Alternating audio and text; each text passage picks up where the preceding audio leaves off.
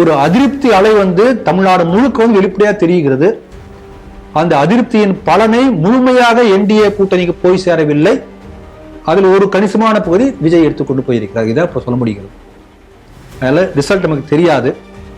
ஆனா ஒரு விஷயம், திமுக என்ன ஆட்டம் ஆடின பாருங்க. ஆடி ஆட்டம் என்ன அப்படி ஒரு பாட்டு வருதல், அந்த மாதிரி ஒரு சர்ச்சில் ஒரு பெண் பாதிரியார் ஆக முடியுமா? ஒரு குழந்தை பிறந்து ஞானஸ்நானம் பண்ணுறது ஒரு நன் போய் பண்ண முடியுமா? பாதிரியார் தான், ஆண் பாதிரியார் தான் பண்ண முடியும். கல்யாணம் சடங்கு நடக்குது, ஒரு கன்னியாஸ்திரி போய் பண்ண முடியுமா? ஆண் பாதிரியார் தான் பண்ண முடியும். ஒருத்தர் இறந்து போயிட்டார், சடங்கு கன்னியாஸ்திரி பண்ண முடியும், ஆண் பாதிரியார் தான் பண்ண முடியும். அப்ப கிட்டத்தட்ட 7 வகையான சடங்குகள் சொல்றாங்க கிறிஸ்துவ மதத்துல. ஒருத்தர் பிறந்ததுல இருந்து இறக்குற வரைக்கும் அந்த 7 வகையான சடங்குகளையும் ஒரு ஆண் பாதிரியார் மட்டுமே செய்ய முடியும். இவங்க முக்கியமான ஒரு விஷயம் என்னன்னா, மாவோயிஸ்ட் எல்லாருமே, மாவோயிஸ்ட் மட்டும் இல்ல, இந்த கம்யூனிஸ்ட் எல்லாருமே என்ன பண்ணுவாங்கன்னா, லோக்கல் ஐடென்டிட்டியை அழிச்சிருவாங்க. லோக்கல் ஐடென்டிட்டின்னு அந்த அந்த மண்ணுக்கே உரிய மகத்தான ஒரு பண்பாடு, கலாச்சாரம், ஒரு லோக்கல் ஹீரோ அதெல்லாம் இருக்காது. ஒரு சின்ன உதாரணம் சொல்ற பாருங்க. இங்க ஏதோ குப்பத்துல தெருவில் தண்ணி வரலன்னு வச்சுக்கோங்களேன், பைப் குழாயில தண்ணி வரல, அதுக்காக போராடுவான். யாரு? செங்கொடி தோழர் கம்யூனிஸ்ட் போராடுவான். போராடிட்டு அந்த போராட்டத்தை வந்தவர்கள் என்ன பண்ணுவான்? சேகுவாரா படம் போட்ட பனியனை கொடுப்பார்கள். இப்ப நான் கேள்வி கேட்கறேன் என்னன்னா, இங்க குழாயில தண்ணி வராம இருக்கிறதுக்கும் சேகுவாராவுக்கு என்ன சம்பந்தம்? இன்னைக்கு அமெரிக்காவில் கூடிய பெரிய டாப் மோஸ்ட் டாக்டர்ஸ் எல்லாமே இந்தியன்ஸ், சர்ஜன்ஸ் இந்தியன்ஸ் தான். நாசால உள்ள பெரிய பெரிய சயின்டிஸ்ட், நாசாவை இயக்குவதே பெரும்பாலும் இந்தியன்ஸ் தான். மைக்ரோசாஃப்ட் முழுக்க இந்தியன்ஸ் தான் இருக்கு, கூகுள் இந்தியன்ஸ். அப்ப அவங்களுடைய டெக்னாலஜிக்கல் ஜெயன்ட்ஸ் என்று சொல்லக்கூடிய பெரிய பெரிய நிறுவனங்கள் எல்லாமே சைனீஸ் இந்தியன்ஸ் போயாச்சுன்னா அங்க அமெரிக்காவில் ஒண்ணுமே இருக்காது.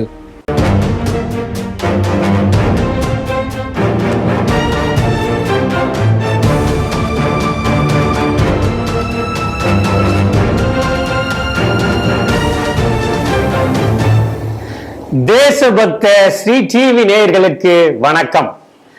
இன்று சிந்திக்க இருக்கக்கூடிய செய்திகள் குறித்து முதலில் பார்க்கலாம். தமிழகத்தில் அதிகப்படியான வாக்கு சதவீதம், அச்சத்தில் ஆளும் திமுக. நீதிமன்றங்களுக்கு நிதானம் அவசியம், சபரிமலை வழக்கில் பந்தளம் தரப்பு வாதம். தடை செய்யப்பட்ட LTTE-உடன் தொடர்பு, சரணடைந்த மாவோயிஸ்ட் தலைவர் தேவ்ஜி ஒப்புதல். 9ஆம் வகுப்பு NCERT கணித பாட புத்தகத்தில் பண்டைய இந்திய இளைஞர்கள் குறித்த பாடங்கள் சேர்ப்பு. சீனாவும் இந்தியாவும் பூமியின் நரக குழிகள் என்ற பதிவை பகிர்ந்த ட்ரம்புக்கு இந்தியா கண்டனம். ஸ்ரீ டிவியின் உண்மை நின்றிட வேண்டும் என்ற உரத்த சிந்தையோடு நான் உங்கள் பாஸ்கரன். இன்றைய செய்திகள் குறித்து சிந்திக்க நம்மோடு அரங்கத்தில் இணைந்திருப்பவர் மூத்த அரசியல் விமர்சகர், சமூக செயற்பாட்டாளர் திரு ராம வெங்கடாத்திரி அவர்களை ஸ்ரீ டிவி நேயர்கள் சார்பாக இனிதே வரவேற்கிறேன். வணக்கம் சார். வணக்கம் பாஸ்கர். முதல் செய்தி, ஜனநாயக திருவிழா தேர்தல் 2026 சட்டமன்ற தேர்தல், தமிழகத்திற்கான சட்டமன்ற தேர்தல் நடைபெற்று முடிந்திருக்கிறது. எந்த அசம்பாவிதமும் இல்லாமல் நடைபெற்று முடிந்திருக்கிறது. இதுல வாக்குப்பதிவு அப்படிங்கிறது கடந்த ஆண்டுகளை ஒப்பிடும் போது அதிகமாக நடைபெற்றிருக்கிறது. அது ஒரு பெரிய முன்னேற்றமாக பார்க்கப்படுகிறது அப்படின்லாம் சொல்றாங்க. 84.69% தமிழகத்தில் வாக்குப்பதிவு நடைபெற்றிருக்கிறது. இதுல பெண்கள் பெருவாரியாக 85.70% பெண்கள் வாக்கு செலுத்தி இருக்கிறார்கள். இது மாற்றத்தை வேண்டி இப்படி சாறை சாறையாக மக்கள் வாக்கு பதிவு பண்ணியிருக்காங்க அப்படின்னு சொல்றாங்க. இந்த செய்தி எப்படி பாக்குறீங்க? இதுல இன்னொரு விஷயத்தை நம்ம கணக்கில் எடுத்துக்கணும். SIR மூலமாக பல போலி வாக்காளர்கள், இறந்து போன வாக்காளர்கள், இடம் மாறி போன வாக்காளர்கள், இப்படிலாம் பல பேரை நீக்கினதுனால எத்தனை லட்சம் பேர் நீக்கினாங்க? 75 லட்சம் பேர் கிட்ட. அப்படி 75 லட்சம் பேர் நீக்கப்படாமல் இருந்தா இந்த 75 லட்சம் சேர்ந்துதான் நீங்க பெர்சன்டேஜ் கால்குலேட் பண்ணிருப்பீங்க. அது போன பிறகு ஆட்டோமேட்டிக்கா பெர்சன்டேஜ் கூடும் இல்லைங்களா? அப்படி பார்க்கும்போது எனக்கு தெரிஞ்சு ஒரு 5% 6% தான் கூடியிருக்கும் நான் நினைக்கிறேன். கரெக்டாக நான் கணக்கு போட்டு பார்க்கல, அவ்வளோதான் கூடியிருக்க வாய்ப்பு இருக்கிறது. எப்படி இருந்தாலும் அதிகமான மக்கள் தேர்தலில் பங்கெடுத்துக் கொள்வது என்பது ஒரு நல்ல மாற்றம். ஏன்னா இந்த நாட்டில் நக்சலைட்டுகளோ இல்லை மாவோயிஸ்டுகளோ கம்யூனிஸ்டுகளோ இன்னும் பல பேர், மக்கள் அதிகாரம் போன்ற பல அமைப்புகள் நீங்க தேர்தலில் பங்கு எடுக்க கூடாது, தேர்தலை புறக்கணிப்போம் என்று சொல்றாங்க. ரொம்ப தப்பு அது. மக்கள் மன்றத்தில் உங்கள் தீர்ப்பை கொடுக்கக்கூடிய நாள் தான் இந்த தேர்தல். அதனால ஒரு ஆட்சி மாற்றத்தையோ வர இதே ஆட்சி தக்க வைக்க வேண்டுமா என்று முடிவு செய்யக்கூடிய ஒரு அதிகாரத்தை உங்கள் கையில கொடுத்திருக்காங்க. அதை கடமையாக எடுத்து செய்யணும். அதை செய்யக்கூடியவர்களுடைய எண்ணிக்கை அதிகரித்திருக்கின்றது ஒரு நல்ல ஒரு பார்வை.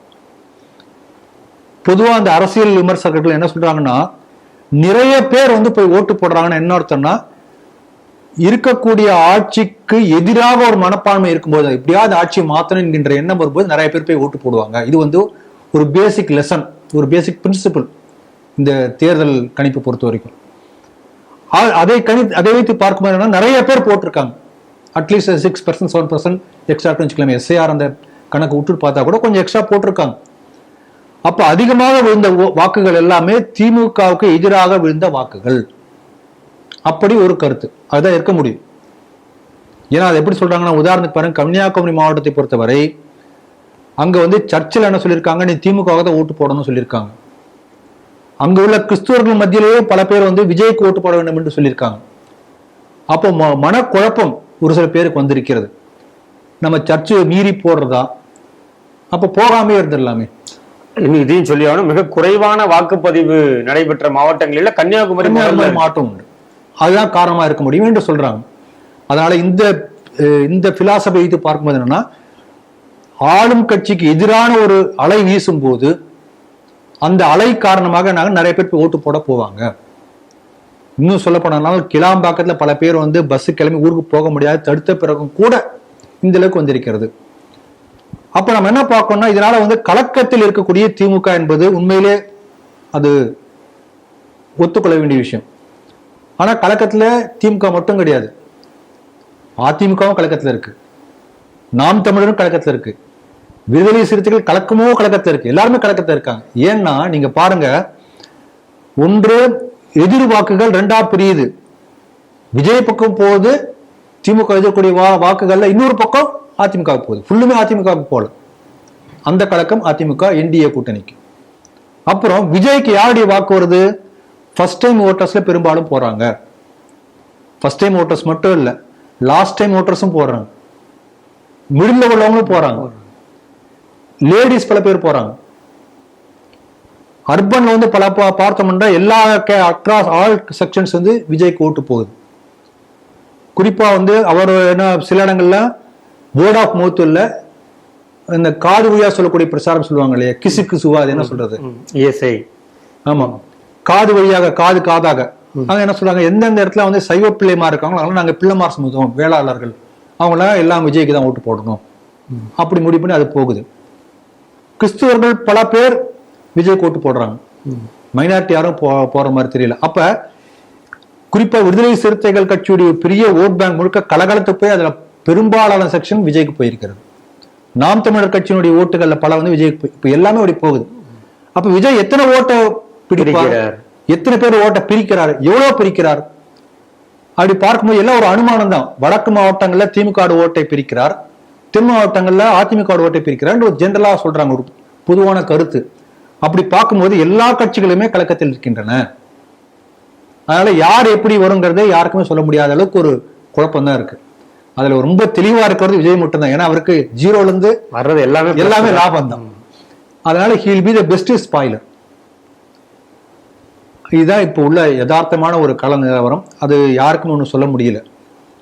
எனிகோ நிச்சயமாக சொல்ல முடிகிறது, திமுகவுக்கு ஒரு மிகப்பெரிய பாதிப்பு இருக்கு என்பது மட்டும் இப்போ உறுதியா சொல்ல முடியும். அதிமுக முழு மெஜாரிட்டில ஆட்சி அமைக்குமா, இல்ல ஒரு தின் மெஜாரிட்டில ஆட்சி அமைக்குமா, இல்ல இழுபறி ஆகுமா, இதெல்லாம் எதுவுமே விஜய் எத்தனை பெர்சன்டேஜ் வாக்குகள் எடுக்கிறார் என்பதை பொறுத்து எல்லாமே மாறும். அது யாராலையும் கணிக்க முடியல. இது ஒன்று.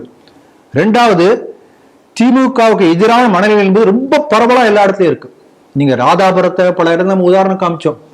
அனிதா ராமகிருஷ்ணன் கோட்டையா இருந்தது, அனிதா ராதாகிருஷ்ணன் இடத்த கோட்டையா இருந்தது என்று சொல்லக்கூடிய இடத்துல கூட பெரிய எதிர்ப்பு, போற இடத்துல எதிர்ப்பு, பல அமைச்சர்கள் போகக்கூடிய இடத்துல கடுமையான எதிர்ப்பு. நான் எங்க பகுதியில இந்த நெசப்பாக்கம் பகுதியிலிருந்து வரக்கூடிய ஒருத்தர் அந்த வீட்டு வேலை செய்யக்கூடிய அவங்க எல்லாம் பார்த்து பேசிட்டு இருந்தேன். அவங்களாம் பரம்பரையா கோட்டையா அந்த பகுதி முழுக்க எல்லாமே திமுக ஓட்டு போடக்கூடியவர்கள்.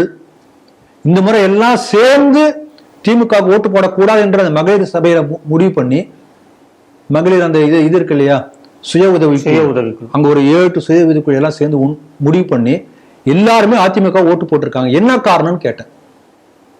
இந்த திமுக ஆட்சி வந்ததிலிருந்து போதைப் பொருள் நடமாட்டம் ரொம்ப பரவலா இருக்கு, கண்ணாப்பண்ணன் வளர்ந்துருக்கு. இங்க தெருவுகள்ல இருந்து பெண் குழந்தைங்க நடமாட முடியல, போதை அடிச்சுட்டு அவங்க மகா மோசமா கெட்ட வார்த்தை பேச ரொம்ப அதிகமா இருக்கு. இது யாரும் கண்ட்ரோல் பண்ண மாட்டேங்கிறாங்க. வேற வழி இல்லாம நான் எல்லாம் முடிவு பண்ணி, எனக்கு நினைவு தெரிஞ்சினாலும் திமுக போட்டு வந்து எங்க குடும்பத்தை சேர்ந்த எல்லாரும் எங்க தெரு முழுக்க நாங்கள் அதிமுகவுக்கு போட்டோம்னு அந்த பகுதியை சேர்ந்த ஒருத்தர் சொன்னாங்க. இது அங்க உள்ள சூழ்நிலை. அப்படி ஒரு அதிருப்தி அலை தமிழ்நாடு முழுக்க வெளிப்படையா தெரிகிறது. அந்த அதிருப்தியின் பலனை முழுமையாக என்டிஏ கூட்டணிக்கு போய் சேரவில்லை. அதில் ஒரு கணிசமான பகுதி விஜய் எடுத்துக்கொண்டு போயிருக்கிறார். இதான் இப்ப சொல்ல முடிகிறது. அதனால ரிசல்ட் நமக்கு தெரியாது. ஆனா ஒரு விஷயம், திமுக என்ன ஆட்டம் ஆடினா பாருங்க. ஆடி ஆட்டம் என்ன அப்படி ஒரு பாட்டு வருதல், அந்த மாதிரி என்ன ஆட்டம் ஆடினாங்க பாருங்க. அதுக்கு இப்ப நல்ல உரிய பலன். பெரிய பெரிய தலைகள்லாம் எதிர்பாரா வகையில உருளும் என்று ஒரு கணிப்பு அங்கங்க சொல்லிட்டு இருக்காங்க. பார்க்கலாம், 4ஆம் தேதி தெரியும். ஆனா எனக்கு ரொம்ப வருத்தமான நான் பார்த்த 2 விஷயம் இந்த தேர்தலை பொறுத்த வரைக்கும், அதை நான் பதிவு பண்ண நினைக்கிறேன். ஒண்ணு, பணம். எல்லாருக்கும் பணம் கொடுத்துருக்காங்க. ட்ரெடிஷனலா முதல்ல ஆரம்பிச்ச திமுக அவன் அப்படிதான் இருப்பான். ஆனா அவங்களுடைய முதல்ல அந்த ஃபார்முலா கொடுத்தது திருமங்கலத்துல ஆரம்பித்து அவங்க தான் கொடுத்தது. போட்டியா இப்ப அதிமுக பணத்துக்கு பதிலாக பொருள், கூப்பன் எல்லாம் சர்வசகஜமா எல்லா இடங்கள்லயும். இன்னும் பல இடங்கள்ல எங்களுக்கு பணம் கொடுக்கவில்லை என்று சொல்லி மறியல் பண்ணியிருக்கிறார்கள் மக்கள். இது ரொம்ப பேசிக் ரைட்டான மகளிர் உரிமை தொகை மாதிரி ஓட்டர் உரிமை தொகைன்னு இப்ப பேர் கூட வச்செல்லாம் போடுறது. அப்ப பணம் கொடுத்து விலைக்கு வாங்க முடியும் மக்களை. ரேட் சூப்பர் மார்க்கெட்ல போனீங்கன்னா, எங்களை ஒரு துணி கடை போனீங்கன்னா ஒரு சட்டை இருக்கு, நீங்க பாக்குறீங்க வச்சிருக்கீங்க, ஏன்னா ரேட் அதிகமா இருக்கு. இன்னொரு சட்டை நீங்க வாங்க முடியும், வாங்குறீங்க. அப்ப you can purchase a shirt, a commodity. அதுக்குரிய விலையை கொடுத்து அதை நீங்க எடுக்க முடியும். அதே போல குறிப்பிட்ட விலை கொடுத்து ஒரு மக்களை விலைக்கு வாங்க முடியும் என்று சொல்லக்கூடிய அளவுக்கு மக்கள் விலைக்கு வாங்கக்கூடிய மக்களாக மாறி இருப்பது ஜனநாயகத்துக்கு ஒரு பெரிய விரோதமான ஒரு செயல். ஜனநாயகமே இல்ல அது. அப்படி கெட்டு குட்டிச்சோறு ஆக்கியிருக்கிறார் தமிழகத்தை. ரொம்ப வருத்தமான விஷயம். அது எல்லைக்கு போனது இந்த தேர்தல். இதோட இன்னும் நல்லது. நமக்கு தெரிந்தவரை நாம் தமிழர் கட்சியை தவிர பாக்கி எல்லாம் பணம் கொடுத்துருக்கதா நமக்கு சொல்றாங்க. எல்லாருமே அவங்க சக்திக்கு தக அல்லது அந்த இடத்துக்கு தக, அந்த லொக்காலிட்டிக்கு, அந்த டிமாண்ட் பொறுத்து, இப்படி பல ஃபேக்டர்ஸ் இருக்கும். ஆகவே பணநாயகமாக மாறி இருக்கிறது. இப்ப ஒரு காலத்துல 20 கோடி என்பதெல்லாம் இப்ப சில 100 கோடிகள் அளவுக்கு மாறியாச்சு. எம்எல்ஏ கண்டெஸ்ட் பண்றது. அப்ப சாமானியர் நிற்கவே முடியாது. என்ன ஜனநாயகம் அது? பணநாயகம் தானே. அப்போ அவ்வளவு 100 கோடி ரூபாய் செலவு பண்ணி ஒருத்தர் எம்எல்ஏ சும்மா இருப்பாரா? அது எப்படி சம்பாதிக்கணும்னு யோசனை பண்ணுவாரு. அப்ப எங்க ஒரு மக்களாட்சியே இல்லையே, தத்துவமே இல்லையே. ஆகவே பணம் என்பது கண் முன்னால் விளையாடக்கூடிய ஒரு சமாச்சாரமாக இந்த தேர்தல் ரொம்ப அதிகமா நான் பார்த்தது. ரொம்ப வேதனைப்படுகிறேன். இந்த நிலை மாற வேண்டும். மக்களை இந்த அளவுக்கு குட்டிச்சோறு பண்ணியிருக்காங்க. மக்களும் விலை போயிருக்கிறார். அதாவது ஒரு பழமொழி சொல்லுவாங்க ஆங்கிலத்துல, பீப்புள் டிசர்வ் த கவர்மெண்ட் என்று. மக்கள் தங்கள் தகுதிக்கு ஏற்ற அரசாங்கத்தை தேர்ந்தெடுக்கிறார்கள். எனக்கு தெரிஞ்சு இந்த மாதிரி ஜனங்க பீகார்ல இல்ல. இவன் சொல்ற திட்டுறான், படிக்காதவன், பானிபூரி, பீடாவாயன், முட்டாள்னு சொல்றான். ஆனா அவன் இந்த மாதிரிலாம் யாரும் காசு கொடுத்த யாரும் ஓட்டு போடாம நம்ம பார்க்கல. குஜராத்ல அந்த மாதிரி அவர் மோடி சொல்லி ஒரு தடவை கூட அந்த மாதிரி நான் ஃப்ரீ பீஸ் தரேன் எப்பவுமே சொல்லல. நான் இலவச மின்சாரம் தரேன்னு சொல்லல, மின்சாரம் தடையில்லாமல் கொடுப்பான்னு சொல்லிதான் ஓட்டு வாங்கினாங்க. ஆகவே இப்படிப்பட்ட கலாச்சாரமே தமிழகத்திலிருந்து மற்ற இடங்களுக்கு இப்ப போக ஆரம்பிச்சிருக்கு. அது ரொம்ப வருத்தமா இருக்கு. அதுதான் இந்த தேர்தல் நான் பார்த்து ரொம்ப வருத்தப்பட்ட விஷயம். ஒன்று. ரெண்டாவது என்னன்னா, விஜய் பின்னால் அப்படி ஒரு பெரிய கூட்டம், அந்த பெண்கள் பேசக்கூடிய பேச்செல்லாம் பார்த்தா ரொம்ப அருவருப்பாவே இருக்கு. நான் அவங்க மனைவியா கூட இருப்பேனே, ஒரு பெண் பேசக்கூடிய ஒரு இதுவான. இன்னொரு காலேஜ் ஸ்டூடெண்ட் பேட்டி கொடுக்குறாங்க. எங்க விஜய் அவருடைய சொந்த பணத்திலிருந்து மாசம் மாசம் மகளிருக்கு காசு கொடுப்பார். எப்படி கொடுக்க முடியும்? கொடுக்க வாய்ப்பு இருக்கு. எதுக்கு கொடுக்கணும்? முதல்ல கொடுக்க மாட்டார். அப்ப சொந்த பணத்துல மாசம் மாசம் தமிழ்நாட்டில் ஒவ்வொரு பெண்களுக்கும் ஒரு மாசம் மாசம் 2000 4000 கொடுக்குறான்னு வச்சுக்கலாமே. அப்ப அவ்வளவு பணம் எப்படி அவருக்கு வந்தது? யோசிக்கிறாங்களா? யோசிக்கல. அதுதான் இங்க விஜயோடைய ஸ்பெஷாலிட்டி. பேசுறாங்க அப்படி. அப்ப மக்கள் எந்த அளவுக்கு ஒரு இந்த ராமாயணத்துல மாயமான் என்று வரும், மாரீசன். அந்த மாயமானை தேடிதான் போய் தான் எல்லா பிரச்சனையும் வந்தது. ராமாயணம் நமக்கு பெரிய பாடம்னு வச்சுக்கோங்களேன். அப்படி ஒரு கவர்ச்சி சினிமாவில் பேசக்கூடிய ஒருத்தர், ஒரு டைரக்டர் சொல்றதுக்கு ஏற்றபடி வசனத்தை பேசி ஒப்பிச்சு நடிக்கிற ஒருத்தர், அவர் பின்னால் தமிழகம் முழுக்க போய்கொண்டிருக்கின்றது என்பது ஒரு பெரிய ஆபத்து. எல்லாருமே அப்ப எல்லாம் என்ன நினைப்பாங்க, அடுத்து நம்ம அரசியலுக்கு வரணும்னா முதல்ல சினிமாவில் போய் பிரபல நடிகர் ஆகணும். இப்ப ஒரு ஜிஎஸ்டி கட்ட மாட்டேன்னு சொல்லி அந்த வாகனத்துக்கு வந்து ஜிஎஸ்டி கட்ட மாட்டேன்னு சொன்னவர் சொந்த பர்சனல் காசு எடுத்து கொடுக்க போறாரா? இன்னும் ஒரு முட்டாள்தனம். ஒரு சின்ன பிரச்சனை வந்த உடனே ஓடி போய் ஒளிஞ்சுக்கிட்டார். 70 நாள் எத்தனை நாள்? 42 days ஒளிஞ்சுக்கிட்டார். இவர் ஒரு நாளைக்கு பிரச்சனை வந்தா சமாளிப்பாரா? ஏதாவது ஒரு இடத்துல மீட்டிங் பேசியிருக்காரா? இல்ல ரோட் ஷோல ஒரு 2 நிமிஷம் 5 நிமிஷம் மனப்பாடம் பண்ணி ஒப்பிக்கிறது. அப்போ சொந்தமாக யோசிக்கக்கூடிய திறனற்ற இப்படிப்பட்ட ஒரு கவர்ச்சியை மட்டுமே காட்டக்கூடிய ஒரு போலி மானை நம்பி இந்த சமுதாயம் முழுக்க அப்படி போயிட்டு இருக்கு. இது எப்போ மாறப்போகுதுன்னு ஒரு பெரிய வருத்தமா இருக்கு. அதை நான் பதிவு பண்ண நினைக்கிறேன். பார்ப்போம், மே 4க்கு பிறகு நல்ல மாற்றம் வரட்டும். எப்படி இருந்தாலும் இதுவரைக்கும் ஆண்டு கொண்டிருந்த ஆளக்கூடிய இந்த திமுக கட்சிக்கு ஒரு பெரிய கலக்கத்தை ஏற்படுத்தி இருக்கிறது. அதே போல மிகப்பெரிய கலக்கம் அதே போல அதற்கு அடுத்தபடியாக சொன்ன விடுதலை சிறுத்தைகள் கட்சி, சீமான் போன்ற சின்ன சின்ன கட்சிகளுக்கெல்லாம் பாதிப்பு நிச்சயமாக. எந்த அளவுக்கு என்டிஏவுக்கும் அதிமுக பாதிப்பு என்பதை நம்ம 4ஆம் தேதி சொல்ல முடியும். பார்ப்போம்.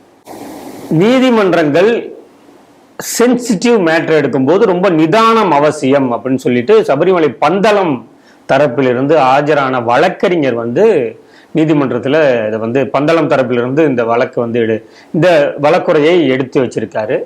நீங்க பாட்டுக்கு உங்க இஷ்டத்துக்கு டக்குன்னு ஒரு முடிவுக்கு வந்துடாதீங்க அப்படிங்கிற மாதிரியான துணியில தான் அதை சொல்லியிருக்காங்க. இதுக்கான இது போயிட்டே இருக்கு, தொடர்ந்து இந்த கேஸ் ஹியரிங் போயிட்டே இருக்கு. இந்த செய்தி நீங்க எப்படி பாக்குறீங்க? அந்த பந்தளத்தின் சார்பாக பேசியவர் மொத்தம் 3 விஷயங்கள் சொல்லியிருக்காரு. அந்த 3ஐயுமே சொல்லிட்டு அதுல ஒரு பாயிண்ட் தான் நான் ஹைலைட் பண்ணி நினைக்கிறேன். எனக்கு ஒரு ப்ரையாரிட்டி இருக்கும் இல்லையா, நான் ஒரு பாயிண்ட் ஃபோக்கஸ் பண்ணி சொல்லணும்னு நினைக்கிறேன். முதல்ல என்ன சொல்லியிருக்காருன்னா, நீதிமன்றங்களுக்கு நிதானம் தேவை, முதல் அப்சர்வேஷன். செகண்ட் என்னன்னா, இந்த வழக்கு தொடர்ந்தவரே சபரிமலை பக்தர் அல்ல. ரொம்ப வேலிட் பாயிண்ட், இதுதான் முக்கியமான பாயிண்ட் நான் சொல்ல வருது. 3வது, ஒரு சடங்கு மதத்தின் பகுதியா என்று ஆராய வேண்டிய அவசியம் நீதிமன்றத்துக்கு இல்லை. இப்ப இந்த கோயில ஒரு சடங்கு இருக்குன்னா அந்த சடங்கு இந்த கோயிலை பின்பற்ற வேண்டுமா வேண்டாம் என்று முடிவு பண்ணக்கூடிய கடமை, அந்த பொறுப்பு நீதிமன்றத்துக்கு கிடையாது. கோவிலும் அந்த பக்தர்கள் சார்ந்தது. ஆமா. இப்ப ஞானஸ்நானம் பண்ணும்போது எதுக்கு அப்பம் வைக்கணும், அது என்ன பள்ளியில படாம ஏன் முழுகணும் என்று ஆராய வேண்டிய அவசியம் நீதிமன்றத்துக்கு இல்லை என்பது எந்த அளவுக்கு உண்மையோ அதே அளவுக்கு உண்மை இங்கேயும் இருக்கு. அதாவது அர்த்தம். நான் அப்படிதான் பாக்குறேன். ஆகவே இந்த 3ஐயும் சொல்லியிருக்காரு. இதுல பாருங்க, வழக்கு தொடர்ந்தவர் ஐயப்ப பக்தரா? இப்ப ஒரு பள்ளிக்கூடம் இருக்குன்னு வச்சுக்கோங்க, சென்னையில உள்ள ஒரு பள்ளிக்கூடத்துல இதோ ஒரு குறிப்பிட்ட யூனிஃபார்ம் இருக்குன்னு வச்சுக்கோங்க, சுபா ஒரு பேச்சுக்கு. உஸ்பெஸ்கிஸ்தான்ல இருக்கக்கூடிய யாரோ ஒருத்தர் இந்த பள்ளிக்கூடத்துல அந்த யூனிஃபார்ம் இருக்கக்கூடாது என்று ஒரு கோர்ட் ஒரு கேஸ் போட்டார்னா, இஸ் இட் ரெலவென்ட்? அவங்க பையன் அங்க படிக்கல, பையனோ பொண்ணு இங்க படிக்கல, அவர் நாட்டுக்காரரும் இல்லை, எந்த வகையும் சம்பந்தமே அந்த ஸ்கூலுக்கு அவருக்கும், அவர் எப்படி கோர்ட்ல கேஸ் போடலாம்? கேட்கறேன். நிறைய வழக்கு பொதுநல வழக்குன்னு சொல்லிட்டு வேறு மாவட்டத்தை கேட்கறேன். இப்ப பாருங்க, அமாவாசைக்கும் அப்துல் காதருக்கும் சம்பந்தம் இல்லை அப்படின்னு தமிழ் பழமொழி இருக்கு, கரெக்டுங்களா? இப்ப பாருங்க, இந்த சபரிமலை வழக்கை தொடுத்தவர் யாரு? இப்ப சபரிமலைக்கு வரக்கூடிய ஒரு பெண் பக்தர், பெண்கள் தானே பாதிக்கப்பட்ட சொல்றாங்க. பெண் பக்தர் ஒருத்தர் மனசு விரும்பி, ஐயோ நாங்களா போய் சபரிமலையில ஐயப்பனை பார்க்க முடியலையே அப்படின்னு வழக்கு போட்டிருந்தா அப்போ ஓகே, அந்த தட் பார்ட்டி இஸ் இன்ட்ரெஸ்டட், அப்போ விசாரிக்கலாம். வழக்கு போட்டது யாரு? முதல் வழக்கு போட்டது யாரு? அதான் அமாவாசைக்கும் அப்துல் காதருக்கு என்ன சம்பந்தம்? நௌஷத் கான் ஒரு வழக்கறிஞர் போரம் ஒன்று வச்சிருக்காரு. அந்த வழக்கறிஞர் போரம் சார்பாக வழக்கு போடுறார். என்னன்னா, பெண்களுக்கு உரிமை பாதிக்கப்படுகிறது. அப்போ கோர்ட் அப்பயே டிஸ்மிஸ் பண்ணிருக்கானா? நீ யார் இப்ப Naushad Khan? Who are you கேட்டிருக்கணும் இல்லையா? சரி விடுங்க. அப்புறம் இன்னொருத்தர் ஜாயின் பண்ணிக்கிறாங்க. அவங்க யாருன்னா, ஏதோ தேசாய், திருப்தி தேசாய், மகாராஷ்டிரா. அவங்க ஒரு பெண்கள் போரம், அவர் பெண்கள் ஃபெமினிஸ்ட். ஆமா, ஃபெமினிஸ்ட். அவங்க என்ன சொல்றாங்கன்னா, பெண்களுடைய உரிமைக்காக நான் போராடிட்டு இருக்கேன், எல்லா பெண்களும் சபரிமலைக்கு போக வேண்டும் என்பதற்காக நான் என்ன பண்ண போறேன், நான் மாதவிலக்கா இருக்கும் போது நான் சபரிமலைக்கு அது மேல படியே போய் தரிசனம் பண்ணி போட்டோ எடுத்து செல்ஃபி எடுத்து போடுவேன். அதுக்கு கம்யூனிஸ்ட் கவர்மெண்ட் எல்லா ஹெல்ப்பும் பண்ணது. கொச்சிக்கு வந்தாங்க. ஏர்போர்ட் வந்து அதை அனௌன்ஸ் பண்றாங்க, இன்னைக்கு நான் இப்போ மினிஸ்டர் ஆயிருக்கேன், மாதவிலக்கு நாள், இப்போ நான் போறேன், என்ன பண்ணீங்க தடுத்து பாருங்க என்று சொன்னார். அப்ப அவர் ஐயப்ப பக்தரா முதல்ல கேட்கணும்ல. இப்ப ஏதோ ஒரு இடத்துல உள்ள ஒரு விஷயத்துக்கு இவங்க மூக்கு நுழைக்கிறாரு. இவங்க அங்க இருக்கக்கூடிய பினராயி விஜயன் கவர்மெண்ட், அவங்க வந்து பிந்து என்கின்ற ஒரு பெண், அவங்களும் வந்து மென்ஸ்ட்ரேஷன் சைக்கிள் இருக்காங்களாம், மாதவிலக்கானால போங்க அனுப்புறாங்களாம். அப்ப எப்படி வந்து ஒரு மத நம்பிக்கையில் நீங்க போய் உள்ள நுழைய முடியும்? இப்ப பாத்தீங்கன்னா பல கோயில்கள் பல நடைமுறைகள் இருக்கும். பெண்கள் மட்டுமே வழிபடக்கூடிய பல கோயில்கள், அங்க ஆண்கள் போய் தான் ஆகணும் நீ சொல்லுவியா? இதோட என்ன வேடிக்கைன்னா, பல இடங்கள்ல அந்த கன்னியாஸ்திரிகள் அவங்களுடைய யூனிஃபார்ம் போட்டுட்டு பதாகை ஏந்தி கொண்டு எல்லா வயது பெண்களும் சபரிமலையில ஏறுவதற்கு நீங்க பிளே கார்ட்ஸ் வச்சுட்டு போராட்டம் நடத்தினாங்க. அப்ப இவங்களுக்கு என்ன இன்ட்ரெஸ்ட் நான் கேட்கிறேன். இப்ப நான் திருப்பி கேட்கிறேன், ஒரு சர்ச்சில் ஒரு பெண் பாதிரியார் ஆக முடியுமா? ஒரு குழந்தை பிறந்து ஞானஸ்நானம் பண்றது ஒரு நன் போய் பண்ண முடியுமா? பாதிரியார் தான், ஆண் பாதிரியார் தான் பண்ண முடியும். கல்யாணம் சடங்கு நடக்குது, ஒரு கன்னியாஸ்திரி போய் பண்ண முடியுமா? ஆண் பாதிரியார் தான் பண்ண முடியும். ஒருத்தர் இறந்து போயிட்டார், சடங்கு கன்னியாஸ்திரி பண்ண முடியும், ஆண் பாதிரியார் தான் பண்ண முடியும். அப்ப கிட்டத்தட்ட 7 வகையான சடங்குகள் சொல்றாங்க கிறிஸ்துவ மதத்துல. ஒருத்தர் பிறந்ததுல இருந்து இறக்குற வரைக்கும் அந்த 7 வகையான சடங்குகளையும் ஒரு ஆண் பாதிரியார் மட்டுமே செய்ய முடியும். சர்ச்சில் மாஸ் வரும்போது அந்த மாஸ்ல பைபிள் படிக்கக்கூடிய ஒரே ஒரு உரிமை தான் பெண்களுக்கு இருக்கிறது. அது தவிர எடுபிடி வேலைகள் செய்யலாம். இப்ப இதுக்காக நான் கோர்ட்ல கேஸ் போட முடியும்? நான் கோர்ட் கேஸ் பண்ண டிஸ்மிஸ் பண்ணீங்களா மாட்டீங்களா? நான் கேஸ் போடுறேன், பெண்களும் வந்து பாதிரியார் ஆகணும், சுப்ரீம் கோர்ட்ல ஒரு கேஸ் போடுறேன், என்ன பண்ணுவாங்க? ஹூ ஆர் யூ கேட்பாங்களா மாட்டாங்களா? இதை ஏன் அங்க நௌஷத் கான்ட்ட கேட்கல? இதே திருப்தி தேசாய், நீ ஐயப்ப பக்தரா, எத்தனை பேர் ஐயப்ப பக்தன் கோயிலுக்கு போயிருக்க, நீ கேட்டிருக்கணும் இல்லையா? ஆகவே இங்கேயே வந்து அவங்க தவறு செய்திருக்கிறார்கள் என்று நான் கருதுறேன். இதை என்னுடைய மெயின் பாயிண்டா நான் சொல்றேன். ஆகவே இவங்களுடைய நோக்கம் என்ன? இந்த லிபரல்ஸோ கம்யூனிஸ்டோ இந்த லெப்டிஸ்டோ இவங்க எல்லாருமே பெண்களுக்கான ஒரு உரிமை என்கின்ற போர்வையிலே ஹிந்து மத நம்பிக்கையில் உள்ள போந்து கொச்சைப்படுத்துவதற்காக முயற்சி பண்ணியிருக்காங்க. ஆனால் இப்ப அதுக்கு முன்னால தீர்ப்பு வந்தது, எல்லா பெண்களும் போகலாம், கோர்ட்ல கேஸ் தீர்ப்பு வந்தது. இப்ப அதுக்கு மறுசீராய்வு தான் வந்திருக்கு இல்லையா? அப்படி கோர்ட்ல தீர்ப்பு கொடுத்த உடனேயே எத்தனை பெண்கள் போனாங்க ஐயப்பன் கோயிலுக்கு? அந்த ஏஜ் குரூப்ல எத்தனை பேர் போனாங்க? கவுண்ட் பண்ணுங்க, எத்தனை பேர் போனாங்க? ரொம்ப குறைவு, யாருமே போக மாட்டாங்க. அப்ப எந்த பெண்களும் போக தயாராக இல்ல போது யூ ஆர் இம்போசிங் சம்திங். கரெக்டுங்களா? இப்ப நம்ம வீட்டுல சாதாரணமா பார்த்தா கூட பெண்கள் வந்து மாதவிலக்கு சமயத்துல யாரும் கோயிலுக்கு போக மாட்டாங்க. போய் ஆகணும் யாராவது சொல்லுவீங்களா? அவங்க நம்பிக்கை அது போகக்கூடாது என்று. ஆகவே இப்படிப்பட்ட ஒரு பெரிய முயற்சி நடந்தது. அங்க உள்ள பெண்கள் தான் எதிர்த்து போராடினாங்க, இந்த மாதிரி வரக்கூடாது, இதை மாற்றக்கூடாது என்று போராடிய லட்சக்கணக்கான ஹிந்து பெண்கள் தாய்மார்கள். ஆகவே பெண்களுடைய பண்ணக்கூடாது அவங்க சொல்லியிருக்காங்க. இதில் தலையிடுவது தேவையில்லாமல் சுப்ரீம் கோர்ட் தலையிட்டு இருக்கிறது என்பது என்னுடைய கருத்து. அதாவது நிதானம் தேவைன்னு சொல்லியிருக்காரு. அப்புறம் கடைசியா வந்து ஒரு விஷயம் என்ன சொல்றாங்கன்னா, கோர்ட் வந்து எப்ப தலையிட முடியும்னா, constitutional intervention if there is an evil in the society. ஒரு மத சடங்கோ அல்லது ஏதோ ஒரு பழக்க வழக்கமோ மூட நம்பிக்கைன்னு வச்சுக்கலாமே பேர், அது சமுதாயத்தில் ஒரு தீங்கு விளைவிப்பதாக அந்த சடங்கோ சம்பிரதாயமோ அந்த பழக்கமோ இருந்தால் மட்டுமே நீதிமன்றம் தலையிட முடியும், சட்டத்தின் அடிப்படையில். இப்ப அந்த ஹிந்து மதத்தில் நம்பிக்கையுள்ள அந்த சபரிமலை பெண்கள் வந்து அவங்க போயிட்டு இருக்காங்க. யாரும் நீ கோர்ட்டு போகணும்னு சொன்ன பிறகு யாரும் போகல. கரெக்டுங்களா? அப்ப it is not an evil. அவன் யாரும் சொல்லலையே. The party concern is not complaining. யாரோ ஒருத்தர் கம்ப்ளைண்ட் பண்றான். அப்போ கோர்ட் இதை தலையிடவே முடியாது என்பதுதான் இதன் மூலம் தெளிவாகிறது. இருந்தாலும் மறுசீராய்வு மனு வந்திருக்கிறது, பார்ப்போம். பெரிய வழக்காக நடந்து கொண்டிருக்கிறது, என்ன நடக்கின்றது என்று பார்ப்போம். ஆனால் மிக தெளிவாக இந்த கருத்துக்களை சொன்ன அந்த பந்தளம் அந்த வழக்கறிஞரை பாராட்டுகிறேன், வணங்குகிறேன். சீனியர் மாவோயிஸ்ட் தேவ்ஜி அப்படிங்கிற கூடியவரை கைது பண்ணியிருக்கு மத்திய உள்துறை அமைச்சகத்தின் கீழ் இருக்கக்கூடிய அந்த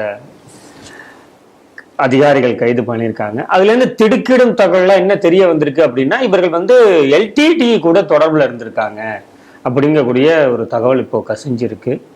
அவர்கள் வந்து இங்கு பயிற்சி எடுத்ததும், இவர்கள் நேபாள் வழியாக அங்க போய் பயிற்சி எடுத்ததும், இப்படி பல்வேறு தகவல்களை அவர் வந்து சொல்லியிருக்காரு புலனாய்வுல. இந்த செய்தி நீங்க எப்படி பாக்குறீங்க? தொடர்ந்து நம்ம சிடிவில தொடர்ந்து ஒரு விஷயத்தை வலியுறுத்தி கொண்டே இருக்கிறோம். Triple nexus. அந்த ட்ரிபிள் என்று சொல்லக்கூடியது மார்க்சிஸ்ட் மாவோயிஸ்ட் ஒரு எம், முஸ்லீம் ஜிஹாதீஸ் இன்னொரு எம், மிஷனரி கிறிஸ்ட் சர்ச் இன்னொரு எம். இது மூன்றுமே சேர்ந்து ஒன்றாக ஒருங்கிணைந்து எதுக்கு ஒருங்கிணைக்கிறாங்க? மார்க்சிசம் லெனினிசம் இவங்கெல்லாம் வந்து கடவுள் நம்பிக்கை இல்லை இல்லையா? அவனுக்கும் சர்ச்சுக்கும் இவனுக்கு என்ன சம்பந்தம் இருக்கு? சம்பந்தமே இல்லை.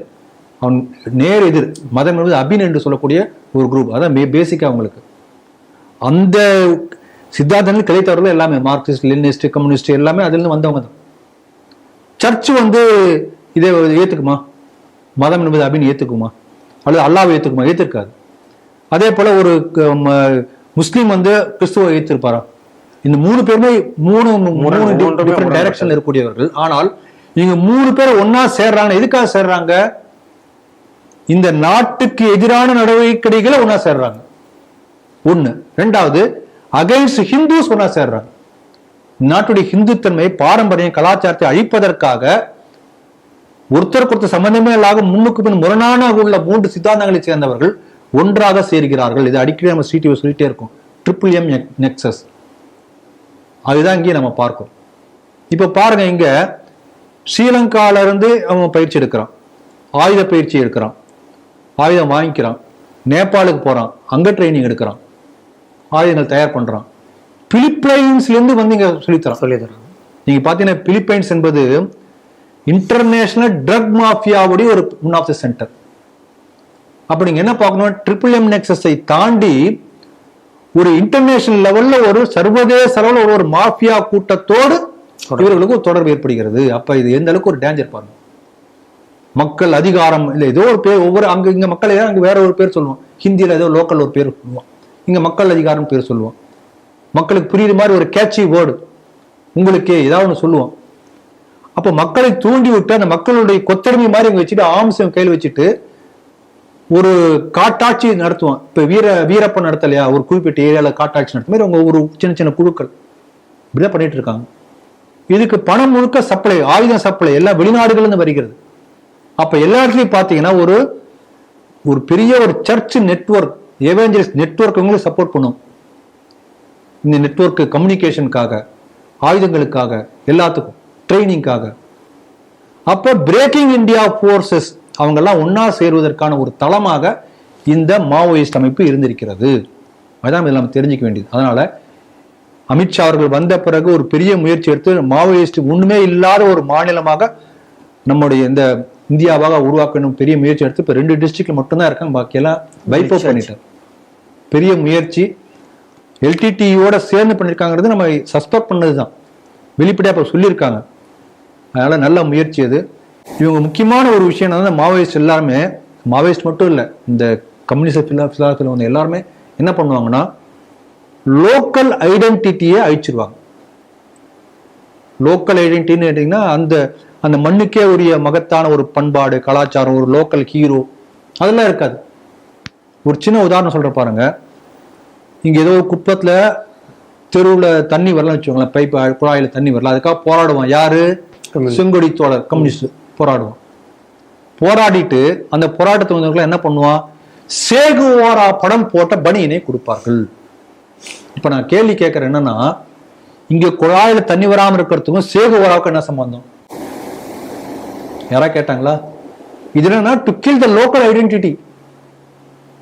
ஒரு இன்டர்நேஷனல் லெவல்ல அப்படிங்கிற மாதிரி போனாவே என்ன அர்த்தம்னா இந்த மண்ணின் மீது ஒரு பிடிப்பு இருக்காது, தேசபக்தி இருக்காது. ஆகவே இதுதான் பண்ணக்கூடிய இந்த கம்யூனிஸ்ட், லெப்டிஸ்ட், மாவோயிஸ்ட் எல்லாம் பண்ணக்கூடிய ஒரு முக்கியமான வேலை. They are killing the roots. இப்ப நல்ல வேலை அமித்ஷா அவர்கள் அந்த குறிப்பா அந்த நக்சல் பாதிக்கப்பட்ட அந்த சத்தீஸ்கர் மாநிலம் முழுக்க, ஒரிசா, சத்தீஸ்கர், இந்த பெல்ட் முழுக்க பல மாவட்டங்கள்ல மின்சாரமே போகல. இப்பதான் மின்சாரம் போயிருக்கு, ரோடு இப்பதான் போயிருக்கு, மெடிசின்ஸ் கிடையாது, அரசு நலத்திட்டங்கள் போல எல்லாருக்கும் இப்பதான் ஆதார் கார்டு கொடுத்துருக்கு, இப்பதான் பேங்க் அக்கௌண்ட் ஆரம்பிக்கிறாங்க, ஜன்தன் கணக்கு. இப்பதான் ஒவ்வொரு பஞ்சாயத்துக்கும், பல பஞ்சாயத்துகள்ல ஒரு கிராமத்துக்கு ஒரு ஸ்கூல் ஆரம்பிச்சிருக்காங்க. பிரைமரி ஹெல்த் சென்டர் ஆரம்பிச்சிருக்காங்க. எல்லாம் இப்பதான் வந்திருக்கு. ஓ, இதெல்லாம் இருக்கான்னு சொல்லி தெரியாத மக்கள். அப்ப இத்தனை நாட்களாக இந்த நலத்திட்டங்கள் போய் சேராமல் தடுத்தது யாரு? அந்த மாவோயிஸ்ட் நக்சல்ஸ். அதுக்கு ஆதரவா இருந்தது இங்க யாரு? இங்க லோக்கல் அர்பன் நக்சல்ஸ், மற்ற சப்போர்ட் கம்யூனிஸ்ட், மற்ற லிபரல்ஸ். ஆகவே மக்களை நல்ல நலத்திட்டங்களை பெறவிடாமல் தடுத்து அவங்க இவங்களுடைய அடிவடிகளாக மட்டுமே வைத்துக் கொண்டு செயல்பட்ட அந்த மாவோயிசம் ஒழிப்பது ஒரு நல்லது, நாட்டுக்கே நல்லது. அதனால ஒரு பெரிய காரியத்தை அமித்ஷா அவர்கள் பண்ணியிருக்காங்க. இதன் மூலம் தான் இப்போ ஒவ்வொரு விஷயமே வெளியில வருகிறது. நல்ல விஷயம் நடக்கட்டும். அதாவது காவியெல்லாம் இப்போ கேரளாவில் ஒரு வீடியோ ஒன்று போட்டிருந்தாங்க. ஒரு கம்யூனிஸ்ட் சகப்பு கலர் அந்த அவருடைய டிஷர்ட் போடுவார். அதை அப்படி தண்ணியில முக்கி இப்படி எடுப்பார். அப்படி காயப்படும்போது காவியா மாறிடும். ஆகவே சகப்பு சாயம் வெளுத்து போய் காவியாக மாறட்டும், நாட்டுக்கு நல்லது. 9வது NCERT பாட புத்தகத்துல பண்டைய அறிஞர்கள் பலருடைய வேலைகள், அவர்களுடைய அந்த புகழ் பாடக்கூடியது, அவர்கள் சாதித்தது, இதையெல்லாம் ஒரு பாட புத்தகத்தில் கொண்டு வந்திருக்காங்க. 9th கிளாஸ் ஸ்டாண்டர்ட் புக்கில் இது வந்திருக்கு. NCERT மிகப்பெரிய வேலையை பார்த்திருக்கிறதாக பல்வேறு அறிஞர்கள் பாராட்ட தெரிவிச்சிருக்காங்க. இந்த செய்தி எப்படி பார்க்குறீங்க? இது 70 ஆண்டுகளுக்கு முன்பாக நம்முடைய நாடு சுதந்திரம் அடைந்த உடனேயே செய்திருக்க வேண்டிய ஒரு வேலை. நம் நாட்டினுடைய பெருமையை நாம் யார் என்று உணர வைக்கக்கூடிய ஒரு பெரிய வாய்ப்பு இப்போதுதான் இத்தனை ஆண்டுகளுக்கு பிறகு நமக்கு வந்திருக்கிறது. அதனால என்ன சொல்லுவாங்கன்னா, ஒரு இங்கிலீஷ் ப்ராவர்ப் சொல்லுவாங்க, பெட்டர் லேட் தேன் நெவர். அதனால வராமல் இருந்ததுக்கு இப்போ வந்திருக்கு, அதுக்கு சந்தோஷப்படும். பாரதியார் ஒரு பாட்டு எழுதியிருப்பாரு, ரொம்ப லென்த்தி இந்த பாட்டு. கம்பன் என்று ஒரு மானுடன் வாழ்ந்ததும், அதுல வரிசையா சொல்லிட்டே வருவார். பாஸ்கரன், மாட்சி இதெல்லாம் சொல்லுவார். இப்போ NCERT என்ன சொன்னதோ அது அத்தனை சொல்லியிருப்பார். இப்படிப்பட்ட எங்களுடைய நாட்டினுடைய சிறப்பை தெரிந்து கொள்ளாமல் ஒரு மெக்கால எஜுகேஷன் போய் படிச்சு நீ முட்டாளும், பாட்டன் முட்டாளும், தாத்தா முட்டாள், உன் பரம்பரை முட்டாள் சொல்லக்கூடிய கல்வியிலேயே படிக்கிறாய் என்று கடைசியை கேட்டிருப்பார். ஆகவே பாரதியாருடைய அந்த பொறுமலுக்கு இப்பதான் பதில் கிடைத்திருக்கிறது. எத்தனை வருஷம் அவர் 1920, 1910, 15 அந்த சமயத்தில் 100 ஆண்டு கழித்து இப்பதான் வந்திருக்கிறது. அதனால ஒரு வகையில பாராட்டுற. இதுல அவங்க குறிப்பா என்ன சொல்லிருக்காங்கன்னா, போதாயனத்தை பற்றி சொல்லியிருக்காரு. போதாயனம் என்பவர், போதாயனர் தான் முதல்ல இப்ப நம்ம சொல்லக்கூடிய பித்தாகர சீரத்துக்கு முன்னோடி. அப்ப உண்மையிலே போதாயன சூத்திரம் தான் அதுக்கு பெயர். ஆனா இப்ப நம்ம என்ன பண்றோம், பித்தாகர சீரம் என்று படிக்கிறோம். அதே போல பல விஷயங்கள். பிரம்மகுப்தா முதல்ல 0 என்கின்ற பிளேஸ் ஹோல்டர். இப்ப 100 போட்டோம்னா 100வது ஸ்தானத்துல 1 இருக்கு, மிச்சம் 10வது ஸ்தானத்துல மற்ற இடங்கள்ல 1வது ஸ்தானத்துல 0 இருக்கு. அப்ப there is no value. அப்ப சூன்யம் என்பதற்கு ஒரு மதிப்பு அதுக்கு 0ன்னு கொடுக்கணும் என்று சொல்லக்கூடிய அந்த 0வை கண்டுபிடித்தே பிரம்மகுப்தர் தான். அதனாலதான் மிகப்பெரிய எண்களை எழுத முடிகிறது. இப்ப நீங்க பாத்தீங்கன்னா, ஒரு சாதாரண ஸ்கூல் படிக்கிற குழந்தைன்னு வச்சுக்கோங்களேன், ஒரு 1ஆம் கிளாஸ் படிக்கிற குழந்தை போயிட்டு 15 என்ன சொன்ன என்ன பண்ணுவாங்க, 10 விரல் நீட்டு காலில் 5 விரல எண்ணுவாங்க. 20 என்ன பண்ணுவாங்க, 2 கால் விரல எண்ணுவாங்க. 21 எப்படி எண்ணுவாங்க, என்ன முடியாது இல்லையா? அப்ப இந்த ரோமன் லெட்டர்ஸ்னு படிப்போம் நம்ம ஸ்கூல் படிக்கும்போது. இன்னும் நம்ம ஒரு ஊர்ல இருக்கு. 1னா இப்படி 1, 2, 3, 4 கிடையாது. அப்ப 5க்கு முன்னாடி 1 போட்டீங்கன்னா 4, 5க்கு அப்புறம் 1 போட்டீங்கன்னா 6, 10, 20னா 2x, 30னா 3x, 40னா 4x, 50க்கு ஒரு நம்பர் வரும், எல்னு நினைக்கிறேன். இப்ப ஞாபகம் போய் பாருங்க, இது ஒரு நம்பர் இருக்கும். அப்ப அதிகபட்ச நம்பரே பார்த்தீங்கன்னா 100க்கு மேல கிடையாது. அப்புறம் 1000 நம்பர் எது என்ன பண்ணும், 4, 10, 100 அந்த எல் ஏதோ அந்த சிம்பிள் 10 ரூபா போடணும். அப்ப பெரிய நம்பர் பாசிபிளே கிடையாது. இதான் ரோமன் நம்பர். நாம் அது இன்னைக்கு நம்ம ஸ்கூல்ல நம்ம பயன்படுத்திட்டு இருக்கோம் அப்படிங்கிற ஒரு துரதிருஷ்டம். ஆனால் மிக பெரிய பெரிய நம்பர்கள்லாம் கூட பயன்படுத்தக்கூடிய ஒரு வல்லமே அதை வச்சு கால்குலேஷன் போட்டது, அதுக்கு நேமிங் கொடுத்துருக்காங்க நம்ம நாட்டில் இருந்திருக்கு. அது மேக்ரோ லெவல், சின்ன லெவல்லையும் இருக்கு, மைக்ரோ லெவல்ல இருக்கு, மேக்ரோ லெவல்ல இருந்திருக்கு. நாம பார்த்தோம், கோடி கோடி போல 100 மடங்கு கோடி கோடி, அதே போல் 100 மடங்கு கோடி கோடி கோடி, அதே போல் 100 மடங்கு கோடி கோடி கோடி கோடி, அதே போல 1000 மடங்கு 1000 கோடி கோடி கோடி கோடி. அது கூட நேம் கொடுத்துருக்காங்க. நான் நம்ம புரியத்துக்காக சொல்றேன், அது வரைக்கும் உள்ள நம்பர்களுக்கு நேமிங் கொடுத்தக்கூடிய வழக்கம் நாட்டில் இருந்திருக்கு. அப்ப எந்த அளவுக்கு இதெல்லாம் எப்ப இந்த ரோமன் 40-50 வந்து விரல வச்சு அதுக்கு மேல தெரியாம முழிச்சிட்டு இருந்த காலத்துல இத்தனை நடந்திருக்கிறது. அப்ப அந்த பெருமை நமக்கு தெரியணும் இல்லையா? இன்னைக்கு பாத்தீங்கன்னா கார்ல் சகன், CARLSAGON, அவர் பெரிய காஸ்மாலஜிஸ்ட். இன்னைக்குள்ள அந்த இந்த பிசிக்ஸ்ல வந்து இந்த இன்னைக்கு வரக்கூடிய பெரிய ஒரு தியரிஸ் எல்லாம் அவர் சொன்னவர். இந்த காஸ்மாலஜி எப்படி இந்த பிரபஞ்சம் உருவானது என்பதை பற்றிலாம் ஆராய்ச்சி பண்ணிட்டு இருக்கார். அவர் சொல்லியிருக்காரு, அவர் சொன்ன பிறகு நமக்கு தெரியுது, அதுக்கு முன்னால் நமக்கு தெரியல. இந்த அண்டத்துல வந்து பூமி எத்தனை வருஷம் ஆச்சு தோன்றி? எத்தனையோ வருஷம். பூமி உயிர்கள் தோன்றி எத்தனை வருஷம் ஆச்சு? அது ஒரு கேலண்டர். நம்ம இன்னைக்குள்ள 2026 அதை தாண்டி வெளியில போற. முதல்ல எத்தனை மனிதன் எப்ப தோன்றினான்? முதல்ல உயிர் எப்ப தோன்றியது? முதல்ல உயிர் தோன்றக்கூடிய அளவுக்கு பூமி எப்ப தோன்றியது? அப்ப சூரிய குடும்பம் எப்ப தோன்றியது? இப்படி ஒவ்வொன்றுக்கும் ஒரு கேலண்டர் கணக்கு இருக்கும் இல்லையா? அந்த கணக்கெல்லாம் வச்சு பார்க்கும்போது சூரிய குடும்பத்தில் கூடிய பல நட்சத்திரங்கள்லாம் சேர்ந்து வெடிச்சு சிதறதுன்னு சொல்றாங்க. அதான் பிக் பேங் தியரி வந்ததுன்னு. அது எப்ப வந்தது? அப்ப இந்த கேலண்டரை எப்படி கணக்கு பண்றது? அப்படி கணக்கு பண்ணா அப்படிப்பட்ட அதுக்கு வந்து காஸ்மிக் கேலண்டர் வச்சிருக்காங்க. அந்த காஸ்மிக் கேலண்டர் பல 1000 ஆண்டுகளாக இந்தியாவில் புழக்கத்தில் இன்னும் வரைக்கும் இருந்து கொண்டிருக்கின்றது. It is a continuing tradition of thousands of years. அது என்ன காஸ்மிக் கேலண்டர் கேட்கறீங்களா? சங்கல்பம் பண்ணும்போது பண்றோம் இல்லையா? என்ன கல்பம், என்ன மன்வந்திரம், என்ன யுகம், வைவஸ்வத மன்வந்திரே கலியுகே பிரதமே பாதே சொல்றோம் இல்லையா? அந்த சங்கல்ப மந்திரம் என்று நாம சொல்லக்கூடியது ஒரு காஸ்மிக் கேலண்டர் சொல்றது கார்ல் சகன். அதுல சொல்லக்கூடிய மன்வந்திரம் வந்து ஒரு காலக்கணக்கு. கல்பம் என்பது ஸ்வேதவராக கல்பம், ஒரு காலக்கணக்கு. அதெல்லாம் இந்த காஸ்மாலஜியில் வரக்கூடிய தியரி ஆஃப் அந்த எவல்யூஷன், அதை பற்றிய ஒரு பெரிய காலக்கணக்கை பல 1000 ஆண்டுகளுக்கு முன்னாடி கண்டுபிடித்து இதையும் தொடர்ந்து கொண்டே இருக்கிறார்கள். அது என்ன? ஒரு சாதாரண ஒண்ணுமே தெரியாத ஒரு புரோகிதர் சொல்லுவார், அவருக்கு தெரியாத வேற விஷயம். It's continuing tradition. இதான் முடிய சயின்ஸ். அப்ப ஆரியபட்டா அதுல நீங்க இதுல வந்திருக்க ஆரியபட்டா பையுடைய வேல்யூ கண்டுபிடித்தார், துல்லியமா கண்டுபிடிச்சிருக்காரு. நம்முடைய ஒரு பெரிய ஒரு சாதனைகள் இந்த மாதிரி நிறைய சொல்லிட்டே போலாம். நீங்க பாத்தீங்கன்னா இப்ப இங்க ஒரு பில்லர் இருக்குன்னு வச்சுக்கோங்க, ஒரு பில்லர் பீம் கட்டி அது மேல கட்டடம் எழுப்புறாங்க. சாதாரணமா பார்க்கலாம், எல்லா இடத்துலையும் பார்க்கலாம். அது மாதிரி நிறைய பீம் போட்டு பெரிய ஒரு 3 அடுக்கு மாடி 4 அடுக்கு மாடி கட்டுறாங்க. அந்த பீம் வந்து தரையோட சம்பந்தம் இல்லாம அந்த இடத்துல மிதந்தா அந்த கட்டடம் விழுமும் அவ்வளவுதான். இந்த மாதிரி கட்ட முடியுமா? முடியாதுங்கிறீங்க. அப்படி ஒரு கட்டடம் இருக்கு, ஒரு தூண் இருக்கு, அந்த தூண் தரையில படாமல் இருக்கிறது. அதுக்கு மேல வந்து கல்லால் ஆகிய இன்னொரு மேலே பரப்பு அது மாதிரி உட்கார வச்சிருக்காங்க. ரூஃப் இருக்கு. அது பெரிய உலக விஷயம் இல்லையா? அந்த மாதிரி இருக்கு, நமக்கே தெரியாது. நீங்க வந்து விஜயநகர சாம்ராஜ்யத்துல லீபாக்ஷி என்கின்ற ஒரு இடம், அந்த லீபாக்ஷி லீ பக்ஷி, லே பக்ஷி என்று தெலுங்கு வார்த்தை. ஜடாயு மரணம் அடைந்த இடம் லே பக்ஷி, அது தெலுங்குல மருவி லீபாக்ஷி என்று சொல்லுவார். லீபாக்ஷி என்கின்ற இடத்துல ஒரு கோயில் இருக்கு. அந்த கோயில் 64 கல் தூண் இருக்கு. அதுக்கு மேல அந்த கோயிலுடைய விதானம், அது மேலே கல்லு தான், கீழே எதுவுமே கீழே வந்து தூண் இருக்கும். நீங்க ஒரு துணியா அந்த ஒவ்வொரு தூண் கழியும் 64 தூண் கழியும் கீழே அப்படி எச்சி வீத்தா அந்த பக்கம் வரும். எப்படி வரும்? எப்படி இருக்கு? இப்படிப்பட்ட பல சாதனைகள் நம்முடைய நாட்டில் நம்முடைய முன்னோர்கள் செஞ்சிருக்காங்க. நீங்க பாத்தீங்கன்னா ஆச்சரியமா இருக்கும். ஜெனீவா அங்க வந்து CER என்று சொல்லக்கூடிய இந்த அணுக்கருக்களை வேகமாக பூமி கடியில் இங்க ஆரம்பிக்க போறாங்க. தூத்துக்குடி மாவட்டத்தில் அதே போல அணுத்துகள்களை ஆராய்ச்சி பண்ணக்கூடிய ஒரு பெரிய ஒரு இது மோடி அவர்கள் இப்பதான் ஆரம்பிச்சிருக்காங்க. அது வைகோ வழக்கம் போல எதிர்த்திருக்கார். அது வந்து கிட்டத்தட்ட ஒரு 60 ஆண்டுகள் முன்னாடி ஆரம்பிச்சிட்டாங்க அந்த இடத்துல. CER என்ற அதுக்கு பேரு.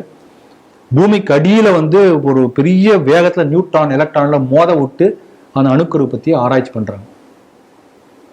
அந்த இன்ஸ்டிடியூஷன் இன்னைக்கு இருக்கு. உலகம் முழுக்க அதுல ஆராய்ச்சி பண்ண கூட கிட்டத்தட்ட 30-40 பேர் அங்கேயே உட்காந்து ஆராய்ச்சி பண்றாங்க. அவங்களுடைய அலைடு சயின்டிஸ்ட் உலகம் முழுக்க எல்லா இடத்துலயும் இருக்காங்க. அவங்க எல்லாம் சேர்ந்து என்ன பண்றாங்க, தங்களுக்கு மத்தியில வந்து ஒரு பொதுவான ஒரு முறையில கருத்து பரிமாற்றம் செய்வதற்காக ஒரு மொழியை கண்டுபிடிக்கிறார்கள். அதுதான் HTML. இன்னைக்கு நம்ம சொல்லக்கூடிய WWWக்கான ஆதாரமே அங்க இருந்தா வந்தது. அந்த CER என்ன பண்றாங்கன்னா, இந்த அணுக்களை பிளக்கும் போது அந்த அணுடைய நடமாட்டத்தை ஆராய்ச்சி பண்றாங்க. இதுக்கு ஒரு லோகோ வேணும். இப்ப நீங்க ஒரு பத்திரிக்கை ஆரம்பிச்சவங்கள எழுத்து ஒண்ணு பேனா மாதிரி போடுவீங்க, அந்த சிம்பிள். அப்ப அது அணுக்களுடைய நடனத்தை, அந்த நடனத்தை பிரதிபலிக்கணும், ஒரு சிம்பிள் வேணும் என்று சொல்லி அங்க ஒரு அது சிம்பாலிக்கா ஒரு ஸ்டாச்சு ஒன்று வச்சிருக்காங்க. நடராஜர் சிலை ஜெனீவால. அப்ப அவனுக்கு தெரிஞ்சிருக்கிறது. பிளாஸ்டிக் சர்ஜரி முதல்ல பண்ணது சுஷ்ருதர், முதல்ல வயர்லெஸ் கண்டுபிடிச்சு மார்க்கோனி இல்ல ஜெகதீஷ் சந்திர போஸ். இப்படி பல பெருமைகள் நம்ம சொந்தக்காரங்கள். கடைசியா ஒண்ணு சொல்றேன், இன்னைக்கு நம்ம பார்க்குறோம், நம்ம கம்ப்யூட்டர் எது எடுத்தாலும் கம்ப்யூட்டர், அந்த கம்ப்யூட்டர் எல்லாம் ஒண்ணுமே இருக்காது இல்லைங்களா? அந்த கம்ப்யூட்டர் எப்படி இயங்குதுன்னா, நம்ம 10 1 3 1 10 100 1000 அப்படியே 10 அடிப்படையில நம்ம எண்களை கணக்கிடுறோம். கம்ப்யூட்டருக்கு 10 என்ன தெரியாது, அதுக்கு தெரிஞ்ச 2 தான். ஒரு சர்க்கியூட் வழியா கரண்ட் வந்துச்சுன்னா 1, கரண்ட் வராச்சுன்னா 0. அப்ப தெரிஞ்ச என்ன 0 1. அப்ப 0 1 அடிப்படையாக வைத்து ஒரு கணக்கு முறை நீ கொண்டு வந்தால் மட்டும்தான் கம்ப்யூட்டரால் அதை புரிஞ்சிக்க முடியும். இது எப்ப சொல்றாங்க? இப்பதான். நான் சொல்றது என்ன, ஒரு 60 ஆண்டுகளுக்கு முன்பு 0 1 அடிப்படையாக வைத்து வந்து அந்த சிப்ஸ் எல்லாம் வச்சு அண்டு ஆர் நாட் எல்லா கேட்டும் இல்லை 0 1 வச்சு தான் பண்றாங்க. அந்த லாஜிக்கலை கிரியேட் பண்ணி கம்ப்யூட்டர் வருது. அதுக்கான கணக்கு முறை யார் கொண்டு வந்தது, யார் கொடுத்தது பார்த்தீங்கன்னா, பல 1000 ஆண்டுகளுக்கு முன்பு பிங்களா என்கின்ற நம்ம நாட்டை சேர்ந்த சயின்டிஸ்ட் பைனரி நம்பர் சொல்லியிருக்கார். பாருங்க, இவ்வளவு பெரிய அச்சீவ்மெண்ட் யாருக்கா தெரியுமா? இன்றைக்கு இன்னும் ஒண்ணு சொல்லிடுறேன். நிறைய இதை பத்தி சொன்னோம்னா கிட்டத்தட்ட அதே 1 மணி நேரத்துக்கு மேல சொல்ல முடியும், அவ்வளவு விஷயம் இருக்கு. நீங்க செஸ்ல பாத்தீங்கன்னா 64 போர்டு இருக்கு இல்லையா, 64 கட்டங்கள் இருக்கு. அதுல நைட், அதாவது ஒரு குதிரை, குதிரை நைட்ஸ் டூர் என்று ஒரு ப்ராப்ளம் இருக்கு. என்னன்னா, ஒரு குதிரை வந்து எப்படி வேணா போகும் இல்லையா, 3 எப்படி வேணா போக முடியும். அதுல ஒரு கட்டத்துல ஒரு குதிரை ஆரம்பிச்சு ஒரு அடுத்த கட்டத்துக்கு போகுது, அங்கிருந்து அடுத்த கட்டத்துக்கு வருது, அங்கிருந்து அடுத்த கட்டத்துக்கு போகுது. அப்படி 64 கட்டமும் போனோம். என்ன கண்டிஷன்னா, ஒரு முறை போன கட்டத்துக்கு இன்னொரு முறை வரக்கூடாது. அப்படி வராமல் 64 கட்டத்துக்கு போகணும்னா அதனுடைய மூவ்மெண்ட் எப்படி இருக்கணும், இப்படி ஒரு மேத்தமெட்டிக்கல் ப்ராப்ளம் வந்து வருது. எப்பனா ஒரு 100 ஆண்டுகளுக்கு முன்பாக, 100 இல்லை இப்பதான் 40 ஆண்டுகளுக்கு முன்பாக கணக்கு மேதைகள்லாம் சேர்ந்து அந்த மாதிரி என்ன பண்ண முடியும் சொல்லிட்டு யோசனை பண்ணி பல பேர் உட்காந்து அதுக்கு தீர்வு கண்டுபிடிக்க முடியல.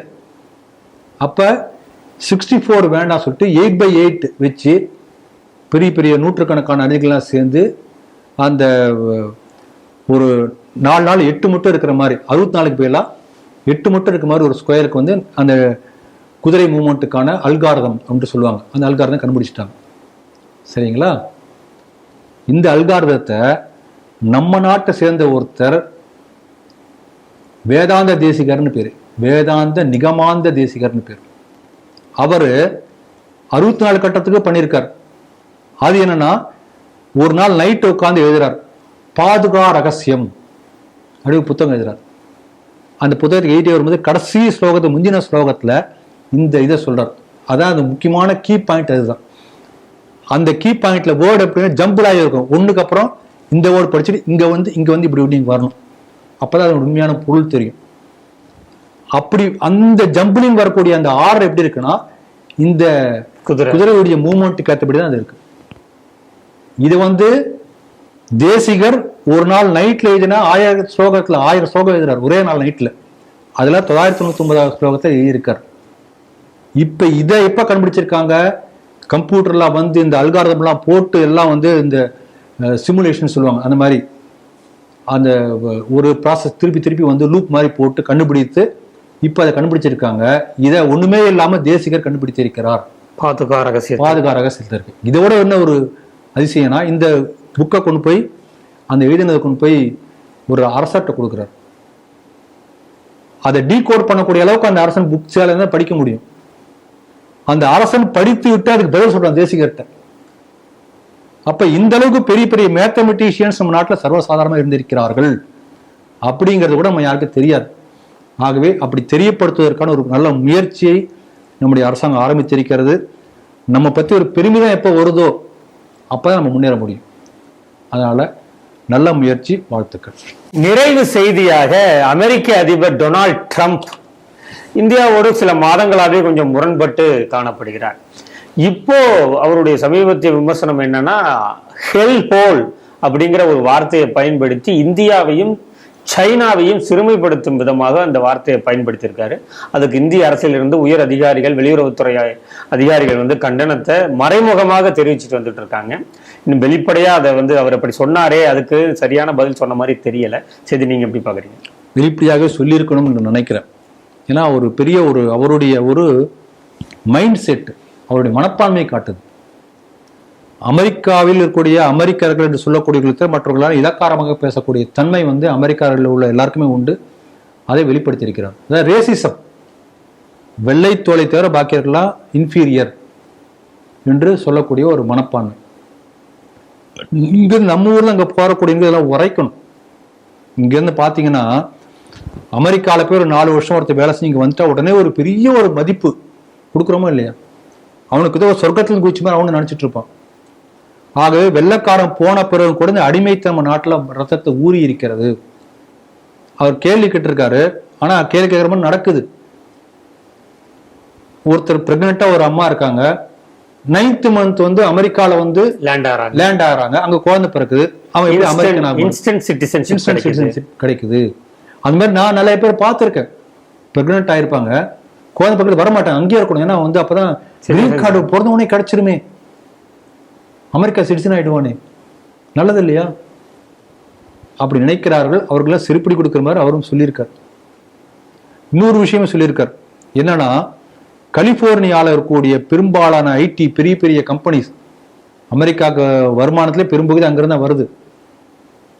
அந்த கலிபோர்னியா சிப் வேலி தான். அங்க இருக்கக்கூடிய பெரும்பாலானவர்கள் எல்லாமே பெரிய பெரிய உயர் பதவியில் இருக்கக்கூடிய எல்லாருமே சைனீஸ் அண்ட் இந்தியன்ஸ். ஏன்? தகுதி இருந்து எடுக்கிறான். அங்க ஒன்றும் ரிசர்வேஷன்லாம் கிடையாது இல்லையா? நம்ம ஊர் மாதிரி இத்தனை % கோட்டா அதெல்லாம் ஒன்றும் கிடையாது. தகுதியுள்ள ஆட்கள் அவங்க தான் இருக்காங்க, எடுக்கிறான். நீங்க தகுதி வளர்த்துக்கோங்க. அப்ப தெளிவான சொல்லியிருக்காரு. அங்க உள்ள சைனீஸ் இந்தியன்ஸ் தவிர அமெரிக்காக்காரன் என்று சொல்லக்கூடிய யாருக்குமே அந்த தகுதியும் திறமையும் இல்லை. இன்னைக்கு அமெரிக்காவில் கூடிய பெரிய டாப் மோஸ்ட் டாக்டர்ஸ் எல்லாமே இந்தியன்ஸ், சர்ஜன்ஸ் இந்தியன்ஸ் தான். நாசால உள்ள பெரிய பெரிய சயின்டிஸ்ட், நாசாவை இயக்குவதே பெரும்பாலும் இந்தியன்ஸ் தான். மைக்ரோசாஃப்ட் முழுக்க இந்தியன்ஸ் தான் இருக்கு, கூகுள் இந்தியன்ஸ். அப்ப அவங்களுடைய டெக்னாலஜிக்கல் ஜெயன்ட்ஸ் என்று சொல்லக்கூடிய பெரிய பெரிய நிறுவனங்கள் எல்லாமே சைனீஸ் இந்தியன்ஸ் போயாச்சுன்னா அங்க அமெரிக்காவில் ஒண்ணுமே இருக்காது. இதுதான் உண்மை. அது அவருக்கு தெரியும். இதனால என்ன சொல்றாருன்னா, லோக்கல்ஸ்க்கு இங்க வாய்ப்பு இல்லை. யார் லோக்கல்? லோக்கல்ல யார் சொல்லுங்க? பூர்வ குடி, அங்கேயே இருக்கக்கூடிய அமெரிக்கர்கள். யார் பூர்வகுடி? அமெரிக்கானு பூர்வகுடி ரெட் இந்தியன்ஸ் மட்டும்தான் அமெரிக்கானு பூர்வகுடி. அவர்களை ஒழித்தது இவர்கள். ஆமா. அப்ப இவனே லோக்கல் கிடையாது. அதனால அமெரிக்காவுடைய லோக்கல்ஸ் ரெட் இந்தியன்ஸ் மட்டும் தான் அப்ப இருக்க முடியும். அதனால அது வந்து இன்றைக்கு இவருடைய முரட்டுத்தனமான ஒரு முடிவினால ட்ரம்ப்னால அமெரிக்கா இப்ப சீர்குலைந்து கொண்டு இருக்கிறது. இப்ப பார்த்தீங்கன்னா வால் ஸ்ட்ரீட் என்று சொல்லுவார்கள். இந்த வால் ஸ்ட்ரீட்ல பெரிய பெரிய ஐரோப்பிய கம்பெனிகளுடைய இன்வெஸ்ட்மெண்ட்லாம் அங்க இருக்கு. இப்ப திடீர்னு ஒரு நாள் கிரீன்லாந்து வந்து நான் வந்து எடுக்க போறேன் அப்படின்னு சொன்னா கனடா முழுக்க எங்களுடைய ஒரு 100 ஸ்டேட் இந்த மாதிரிலாம் இஷ்டத்துக்கு சொல்றது. அப்ப கடுப்பாயிட்டு என்ன பண்றாங்கன்னா, நாங்க வால் ஸ்ட்ரீட்ல உள்ள யூரோப்பியன் யூரோவுடைய பங்குலாம் எடுக்க போறோம். எடுத்து என்ன பண்ண போறாங்க தெரியாது, சொல்லியிருக்காங்க. எடுத்தாச்சுன்னா பெரிய ஒரு பாதிப்பு வரும். இப்ப அமெரிக்காவுக்கு மாற்றாக பிரிக்ஸ் பே என்கின்ற இப்போ உலகத்துல வந்து பாத்தீங்கன்னா இந்த ஃபாரின் கரன்சி ட்ரேடிங் முழுக்க பாத்தீங்கன்னா ஸ்விஃப்ட் என்கின்ற அந்த முறை மூலம் தான் பரிமாற்றம். அதுக்கு மாற்றாக பிரிக்ஸ் பே என்ற ஒரு பேமெண்ட் சிஸ்டத்தை கொண்டு வரதுக்கான முயற்சி ஆரம்பிச்சிருக்காங்க. இன்னைக்கு ஈரான்ல இருந்து நம்ம கவர்மெண்ட் வந்து இது ஆயில் ப்ரொக்யூர் பண்ணியிருக்காங்க. இந்த கொஞ்சம் பிரச்சனை சரியான பிறகு வாங்கியிருக்காங்க. அதுக்கு பேமெண்ட் பார்த்தீங்கன்னா யுவான்ல பேமெண்ட் கொடுத்துருக்காங்க, சைனீஸ் அமௌண்ட்ல, நாட் டாலர். அப்ப அமெரிக்காவுக்கு இறங்கு முகம் ஆரம்பித்திருக்கிறது. தெளிவா புரிஞ்சுக்கணும். அதாவது உடனே இறங்கி கீழே விழாது, அதுக்கு பல வருஷம். ஆனாலும் கூட இந்த இதுல ஒரு பெரிய டேஞ்சர் இருக்கு. அதான் நான் சொல்ல வரேன். அமெரிக்கா இறங்கக்கூடிய இடத்தை, அந்த ஸ்பேஸை சைனா வந்து ஸ்லோலி ஆக்குப்பை. இது வந்து மிகப்பெரிய ஆபத்து. ஏன்னா அமெரிக்கா கூட ஒரு வகையில வந்து ஒரு ரவுடி கட்ட பஞ்சாயத்து பண்ணக்கூடிய இருந்தா கூட ஓரளவு அங்க வந்து ஜனநாயகம் இருக்கிறதுனால அங்க கோர்ட்டை அவனை எதிர்த்து ஏதோ சொல்றாங்க, பாரு எல்லாருக்கும் டேரிஃப் போட்டால திருப்பி கட்டுன்னு சொல்றாங்க. அந்த மாதிரிலாம் சைனா ஒண்ணுமே பண்ண முடியாது. அது வந்து ஒரு எதேச்சாதிகாரம், யாருமே ஒன்றும் பண்ண முடியாது, அட்டானமஸ் தான். அட்டானமஸ் இல்லை, ஒரு மாதிரி ஆட்டோகிராட்டிக் தான், அந்த மாதிரி தான் அவன் இருப்பான். ஆனால் இந்த யுஎஸ் பண்ணக்கூடிய அடாவடித்தனத்தினால அந்த யுஎஸ் உடைய இடத்தை கொஞ்சம் it is slipping down from its place. அந்த இடத்தை கொஞ்சம் கொஞ்சமாக சைனா பிடித்து கொண்டு வருகிறது. உலகத்துக்கே மிகப்பெரிய ஆபத்து. நம்ம ஊருக்காரன் எவனுக்கு இதெல்லாம் புரியறதே கிடையாது. அதனால இது எப்படி எதிர்கொள்ள போகிறோம் என்பது ஒரு பெரிய சவாலாகத்தான் இருக்கிறது. ஆனா இந்த இக்கட்டான காலகட்டத்துல இந்தியர்கள் அங்கிருந்து வெளியில வருவதற்கான வாய்ப்பும் இருக்குன்னு சொல்றாங்களே சார். வாய்ப்பு இருக்கும். அந்த வாய்ப்புகளை உள்நாட்டில் அதுக்கு அதே பிளேஸ் கொடுக்கறதுக்கு நமக்கு வாய்ப்பு இருக்கணும் இல்லையா? இப்போ உதாரணமா நேனோ சயின்டிஸ்ட் அங்க ஒரு 10 பேர் இங்கிருந்து வராங்க. இங்க அந்த மாதிரி ஒண்ணுமே இல்லையே. அப்ப நம்ம அதுக்கான உள்கட்டமைப்புகளை ஏற்படுத்தாமல் நம்ம பண்ண முடியாது. ஆனா ஒரு வகையில பார்த்தோம்னா அந்த மாதிரி எல்லா ஒரு விஷயத்தையும் பார்த்து பார்த்து பார்த்து சைனாலேருந்து ஓரளவுக்கு கொண்டுட்டாங்க. இப்போ சைனீஸ் எல்லாம் திரும்பி வந்தா கூட தே கேன் அகாமடேட். நம்ம அகாமடேட் பண்ணக்கூடிய கெப்பாசிட்டி நமக்கு இல்லை. மோடி போன்ற ஆட்கள் இன்னொரு 10 ஆண்டுகள் இருந்தாலும் அந்த மாதிரி சூழ்நிலை வரும். தொடர்ந்து இதே போல தேசபக்தர்கள் இங்கே இருந்து வாய்ப்புகளை உருவாக்கினால் நிச்சயம் ஒரு பெரிய மாற்றம் வரும். அதற்கான வாய்ப்பும் இருக்கின்றது என்று சொல்ல முடியாது. அடுத்து வரக்கூடிய காலகட்டம் இதே போல தேசபக்தருடைய ஆட்சி இருக்குமே. ஆனால் அடுத்த சில 10 ஆண்டுகள்ல மீண்டும் நாம் ஒரு உலக வல்லரசாக மாறக்கூடிய வாய்ப்பு இருக்கிறது. ஏன்னா இந்த ஜெயின்ஸ்லாம் இப்போ சுந்தர் பிச்சை நம்ம நாட்டுக்கு வந்துட்டான்னு வச்சுக்கோங்களேன். நீங்க அந்த பிளேஸ் பண்ணக்கூடிய அளவுக்கு இங்கே தான் இருக்கா? கூகுள் மாதிரி ஏதாவது ஒரு அமைப்பு இங்க சொல்லுங்க. இல்லையே, அதான யதார்த்தம். அப்ப அப்படிப்பட்ட ஒரு உள்கட்டமைப்பு எல்லா துறைகளும் வந்தால்தான் அவங்க எல்லாம் வருவாங்க. இல்லாட்டி நம்ம அங்க எப்படி கொண்டு வர முடியும்? அது ஒரு குறைபாடு இருக்கிறது. ஆனா கொண்டு வர முடியாது என்று கிடையாது. It's a question of time and effort. ஒரு நீண்ட காலகட்டத்தில் நம்ம அந்த மாதிரி முயற்சி செய்தால் மாற்ற முடியும். இன்றைக்கு கூட இஸ்ரோ பண்ணக்கூடிய பல சாதனைகள் நாசாவோட பல பெரிய பெரிய சாதனைகளை பண்ணியிருக்கிறது. ஆனா நாசாவுக்கு ஈக்குவலா இஸ்ரோ சொல்ல முடியுமா? சொல்ல முடியாது. அந்த அளவுக்கு வளரணும். ஆகவே அதற்கான காலம் கணிந்து வருகிறது. மாற்றங்கள் வரும் என்று எதிர்பார்க்கிறோம். இன்றைய 5 செய்திகள் குறித்து சிந்தித்து தனது கருத்துக்களை நம்மோடு பகிர்ந்து கொண்ட மூத்த அரசியல் விமர்சக சமூக செயற்பாட்டாளர் திரு ராம வெங்கடாத்திரி அவர்களுக்கு ஸ்ரீ டிவி நேயர்கள் சார்பாக நன்றிகளை தெரிவித்துக் கொள்கிறோம். நன்றி சார். ஜெய் ஹிந்த், ஜெய் ஸ்ரீராம், வந்தே மாதரம்.